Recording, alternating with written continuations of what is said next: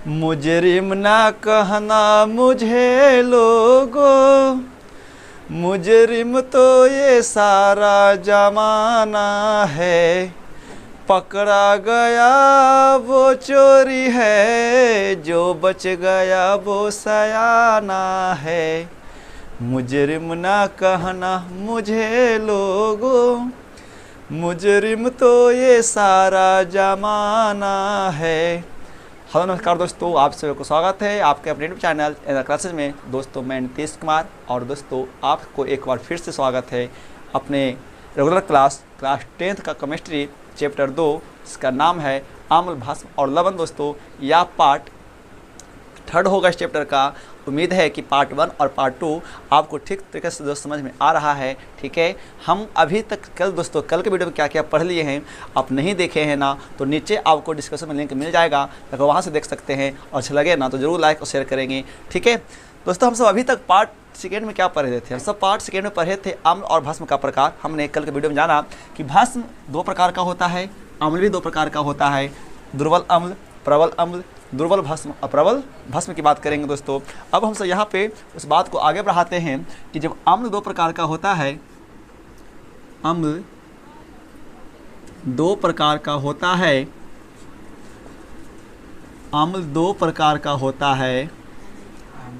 एक दुर्बल अम्ल, ये सबको पता होना चाहिए, सबको पता है। किनको पता है कमेंट करेंगे एक बार, किनको पता है कमेंट करेंगे।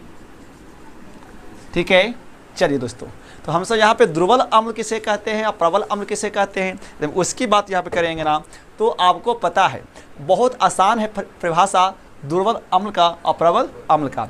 यदि हम सबसे पहले दोस्तों यहाँ पे दुर्बल अम्ल की बात करें तो वैसा अम्ल जो जल में आंशिक रूप से घुलता है, वैसे अम्ल को हम सब क्या कहेंगे? दुर्बल अम्ल कहेंगे। वैसा अम्ल जो जल में आंशिक रूप से, आंशिक का मतलब क्या होता है कि पूरा न घुल करके कुछ मात्रा में उसका अवशेष रह जाता है, तो वैसे अम्ल को क्या कहेंगे? वहाँ पे दुर्बल अम्ल कहेंगे। जबकि हम प्रबल अम्ल किसको कहेंगे? तो वैसा अम्ल जो जल में पूर्णतः घुल जाता है ना, उसे क्या कहते हैं? प्रबल अम्ल कहते हैं। यदि हम सब यहाँ पे मान लिया जाए कि एक मार्कर है, एक इस मार्कर है, एक यह मार्कर है और एक यह मार्कर है। यदि हम इसको जब जल में घुमाते हैं और जल में घुल करके आंशिक रूप से घुलता है तो ये क्या हो जाएगा? दुर्बल अम्ल। और जब इसको घुमाते हैं जल में और जल में घुल करके पूर्ण रूप से घुल जाता है ना, तो इसको क्या कहेंगे? प्रबल भस्म कहते हैं। ठीक है, आप मिट्टी को देखिए ना, यदि मिट्टी और चीनी को मान लीजिए, मिट्टी भी अम्ल है, चीनी भी अम्ल है मान लिया जाए,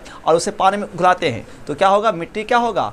आंशिक रूप से घुलेगा और चीनी क्या होगा? पूर्ण रूप से घुल जाएगा। तो जो चीनी घुमा पूर्ण रूप से वो क्या हो गया? वहाँ पे प्रबल अम्ल, और मिट्टी क्या हो जाएगा उसकी अपेक्षा? वो हो जाएगा दुर्बल अम्ल। यदि हम कुछ अम्ल की बात करेंगे, हम एग्जाम्पल क्या दोस्तों यहाँ बात करेंगे कि कौन सा इसमें दुर्बल अम्ल होना चाहिए और कौन सा प्रबल अम्ल होना चाहिए, तो ऐसे कई सारे आपको यहाँ पे मिल जाएंगे। जैसे आपका एसिटिक अम्ल क्या होता है? एसिटिक अम्ल क्या है? तो एसिटिक अम्ल क्या है? यहाँ पे आपका वो दुर्बल अम्ल है। जैसे तो क्या होता है? CH3COOH। ठीक है, ये सब कैसे अम्ल है जी? तो ये सभी आपका दुर्बल अम्ल है। और इसी प्रकार से आज हम बोरिक अम्ल की बात करें, H3BO3, तो ये सब का सब क्या है? तो यहाँ पे सब आपका दुर्बल अम्ल है। जबकि दोस्तों हम यहाँ पे प्रबल अम्ल की बात करें तो प्रबल अम्ल क्या क्या हो जाएगा?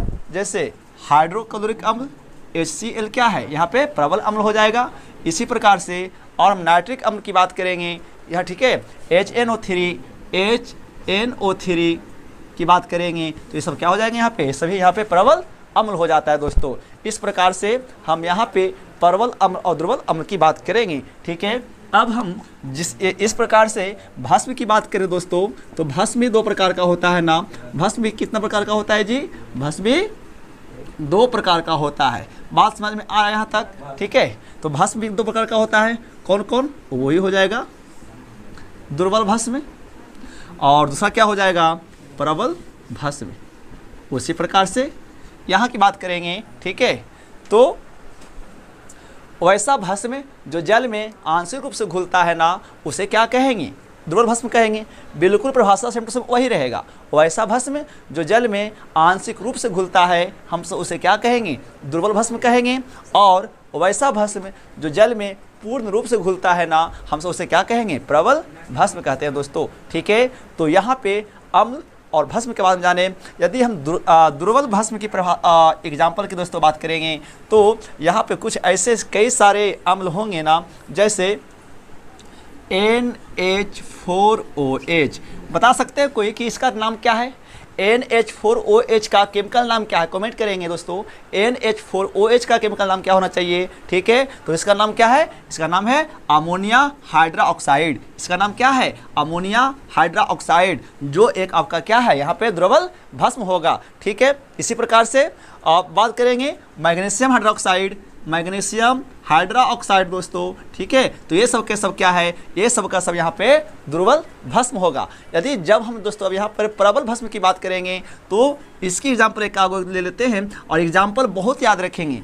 एग्जाम्पल डाल देता है क्या कि यदि 2, 3, 4 भस्म का नाम दे देगा और पूछेगा क्या कि इसमें से कौन प्रबल भस्म है, या पूछेगा दोस्तों इसमें से कौन दुर्बल अम्ल है, तो आपको वहाँ पे बताना पड़ेगा। ठीक है, यदि हम यहाँ पे प्रबल भस्म की बात करेंगे दोस्तों, यदि हमसे यहाँ पे प्रबल भस्म की बात करेंगे तो पोटेशियम हाइड्रोक्साइड क्या है आपका, यहाँ पे ये प्रबल अम्ल है जो जल में भस्म है जो जल में पूर्णतः रूप से क्या होता है, घुल जाता है। ठीक है, इस प्रकार से sodium hydroxide NaOH, sodium hydroxide दोस्तों, यह भी क्या है आपका यहाँ पे प्रबल भस्म हो जाएगा। तो यहाँ पे अम्ल और भस्म की बात जानो दोस्तों।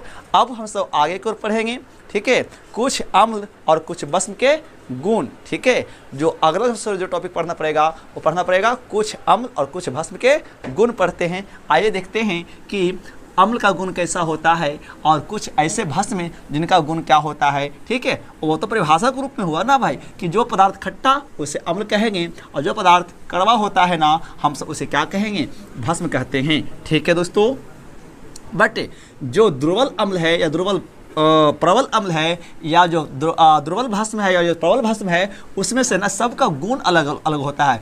जैसे हमने मान लिया जाए कि हम 4-5 अम्ल को लिए, ठीक है, तो 4-5 अम्ल में सभी अम्ल का गुण अपना अपना होगा। सब तो स्वाद में खट्टा ही होगा, बट सबका गुण अलग होगा। जैसे कुछ विषैले कम होंगे, कुछ विषैला ज़्यादा होगा। ठीक है, इस प्रकार से दोस्तों हम बात करेंगे। तो टॉपिक अगला होगा क्या हम सब का, कुछ अम्ल और भस्म के गुण। ठीक है, कुछ अम्ल और भस्म के गुण।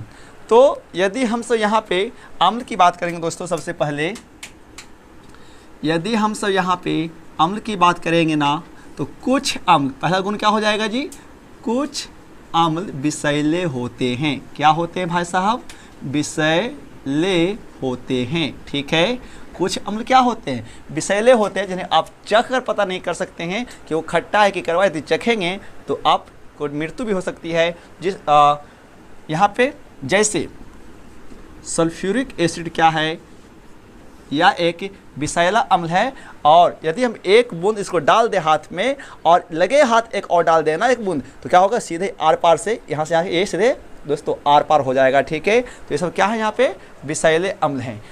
और यदि हम दूसरी बात, कुछ अम्ल जो है ना, और कुछ अम्ल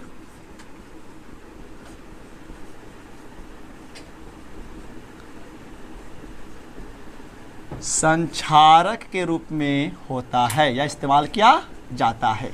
ठीक है, अच्छा, विषैला अम्ल में तो H2SO4 तो है ही, इसके अलावा ना और है फिनॉल भी क्या है, याद रखेंगे, फिनॉल भी क्या है, आप कहे कि आपका ये विषैला अम्ल है। ठीक है, संक्षारक का मतलब क्या होता है, कहीं कहीं ना अम्ल का इस्तेमाल क्या होता है, पदार्थों को बचाने के लिए। जैसे सल्फ्यूरिक एसिड आप देखे होंगे, जो बैटरी में जो पानी जो होता है ना, वो यही अम्ल होता है। यानी यह एक प्रकार का दोस्तों क्या है, यह एक प्रकार का तेजाब है यहाँ पे। ठीक है, इस प्रकार से होता है। ठीक है, या फिर कुछ अम्ल का इस्तेमाल विस्फोटक पदार्थ बनाने में किया जाता है। कुछ अम्ल का इस्तेमाल विस्फोटक पदार्थ बनाने में किया जाता है, जैसे नाइट्रिक अम्ल। नाइट्रिक अम्ल क्या है, HNO3 दोस्तों यह एक विस्फोटक अम्ल है जिसका इस्तेमाल बारूद या इस प्रकार से हथियार बनाने में किया जाता है। ठीक है, तो यहाँ पे हम पढ़ेंगे दोस्तों अम्ल का कुछ समान गुण या अम्ल का गुण। ठीक है, हम सब दोस्तों अगले वीडियो में क्या पढ़ेंगे, भस्म के गुण के बारे में जानेंगे। ठीक है, तो इतना तक उम्मीद होगा अच्छा लगा होगा और आप इसको लिखेंगे कापी में और वीडियो को कंटिन्यू देखेंगे, पार्ट बाय पार्ट करके दोस्तों देख सकते हैं। अच्छा लगा हो तो अपने मित्रों को शेयर कीजिए। तब तक नमस्कार, मिलते हैं अगले वीडियो में, तब तक के लिए जय हिंद, वंदे मातरम।